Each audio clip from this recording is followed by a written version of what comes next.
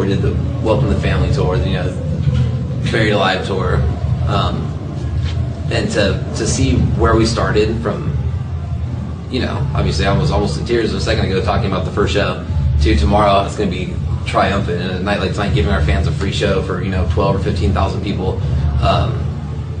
It's life is still a roller coaster right now. Yeah, man, but it's been a fun experience, and we're all doing really good.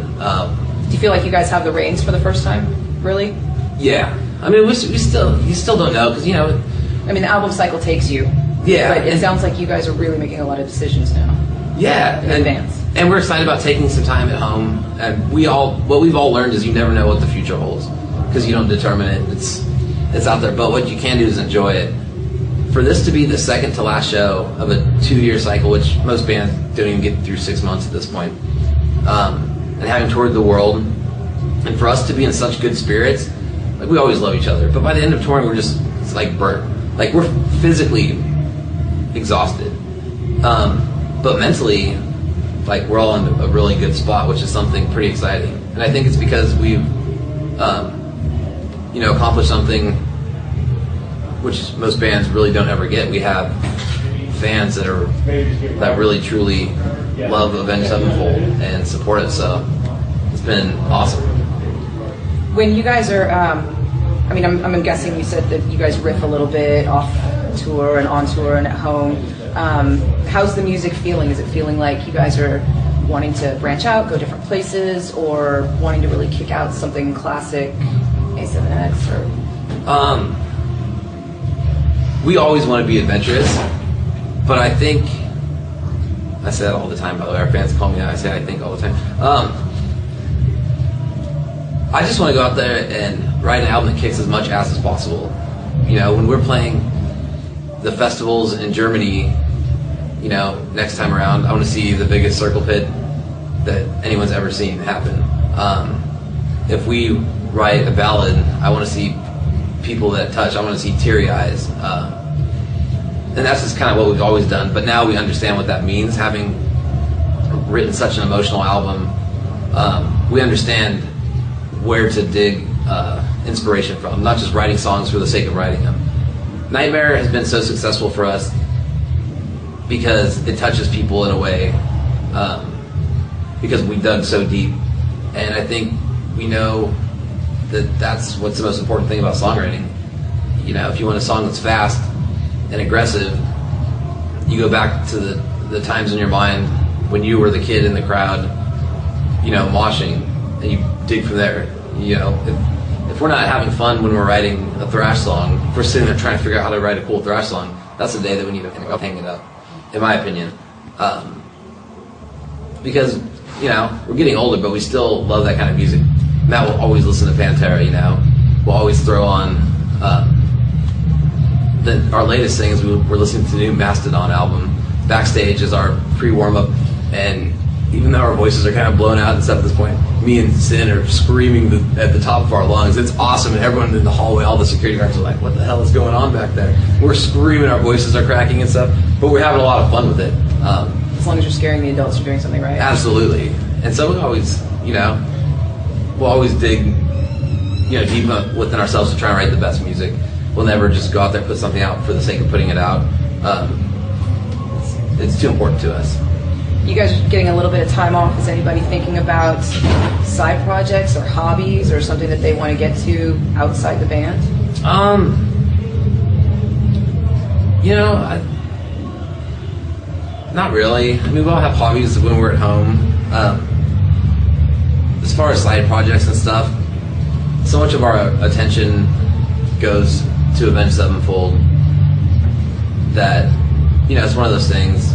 You know, Matt will sing on some people's albums every now and then, but the truth of the matter is if we ever came up with anything good that we're proud of as far as writing music goes, it goes to Avenged. So anything, the side project would just, no matter how good any one of us thought it would be, we all know in our hearts it wouldn't be our best stuff, because we give our best stuff to Avenged. And with Avenged, there's no certain writing style. We can write a Dear God or a Little Piece of Heaven or a God Hates Us. So it's not like we don't limit ourselves. So it's not like well, I want to write the soft song, but everyone wants to only write hard songs, which makes it nice. So yeah, you know, we have hobbies when we're at home, but other than that, it's probably just gonna be relaxing and just enjoying being home. You guys have been carrying the headliner for a long time. Is there any, and carrying package tours, which is kind of a big responsibility, is there anybody that you would like to go out with and support? Oh wow. Take a load off, somebody you look up to? No way. I like being up on top, and I like seeing our fans that, you know, and I like talking to the opening bands and trying to help, you know, earn them some new fans, and, you know, just try and give them any advice that I can. I really do enjoy that. That's one of my favorite parts. We've been so fortunate to have opened up for bands like Metallica and Iron Maiden, Guns N' Roses, and it's incredible. We've learned so much from them. But I don't like opening for other people, really. It's give back time now. I think it's our time to blow stuff up. So on the flip side of the coin, are there some bands that are up and coming that you'd really like to tap into in the next couple of years? Oh, absolutely. I think on a tour like this, especially, I mean, I love Hollywood Undead. The Asking Alexandria guys remind me of when we were doing like Sounding the Seventh Trumpet, our very first album. The Black Veil Brides kids are awesome. I mean, just watching those kids, and they're so young and so ambitious and, you know, a little naive, you know, and they go out there and they give it their all every night, and it reminds me of us. I mean, what we look like now at this point, like we've grown up a little bit, a little more mature and a little more tame. That comes with age, but they're going out there and just full bore, and I love it. And, you know, people, you know, hate them, and you read interviews, and I was like, dude, this is awesome. That's exactly how we were. Everyone hated us, and people still do, and that's the best way to be. In the future, I would really love to tour with Mastodon, because those guys are our friends. We have toured before, but we haven't done a proper tour since probably like 8 years ago, when we were both playing together in tiny clubs, and we're opening up for them. And it'd be fun to just reconnect and go and play bigger places now that, you know, it's this many years later. And I love the band Volbeat. I think they're awesome. It's funny because they're not as big in the States here yet, but they're huge over in Europe. I mean, they will be after Gigantour, I think. Yeah, man, and I think that's incredible. They have a lot of energy. I love their last album, and they're playing huge festivals in Europe. I mean, they're headlining stuff over there. It's pretty incredible. I think that would be, of me being a fan, that at this moment in my life, that would be like the ultimate. Avenged Sevenfold, Mastodon, Volbeat, take that around. It'd be fun. You guys have increased in popularity exponentially in the last like 5 years. Every year it's just gotten double and double and double and double. Has that been hard to keep up? Is it like, does it feel like a pressure, or does it feel like a blessing, combination? Oh, it's an absolute blessing. But we have never, you know, behind the scenes or in the public, you know, walked around and tried to do the whole rock star BS.